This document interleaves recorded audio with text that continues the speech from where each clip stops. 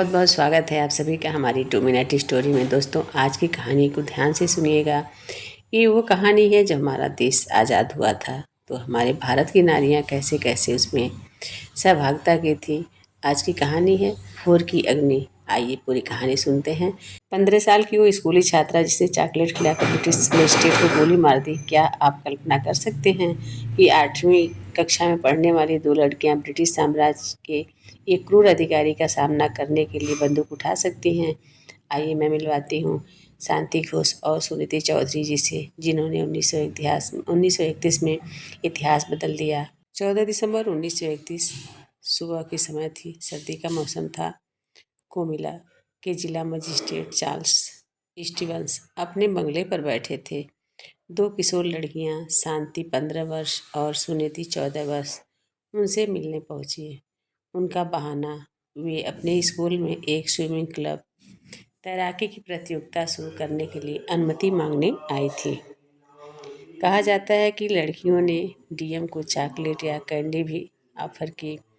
जैसे ही स्टीवंस याचिका पढ़ने में व्यस्त हुए, इन मासूम लड़कियों ने अपने शाल के नीचे छुपी स्वचालित पिस्तौलें निकाली। शांति और सुनीति ने सीधे फायर किया। स्टीवंस की मौके पर ही मौत हो गई। यह मासूमियत का इस्तेमाल करके ब्रिटिश राज को दिया गया सबसे बड़ा झटका था।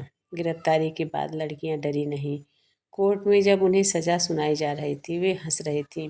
शांति घोष ने अदालत में जो कहा, आज भी रोंगटे खड़ा कर देता है। करोड़ों के अस्तबल गुलाम भारत में रहने से तो मरना ही बेहतर है। उम्र कम होने के कारण उन्हें फांसी नहीं दी जा सकती थी, इसलिए उन्हें आजीवन कारावास, काले पानी की सजा सुनाई गई।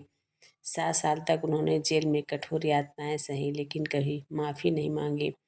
1939 में गांधी जी और अंग्रेजों के बीच हुई बातचीत के बाद उन्हें रिहा किया गया। जेल से बाहर आने के बाद शांति रुकी नहीं।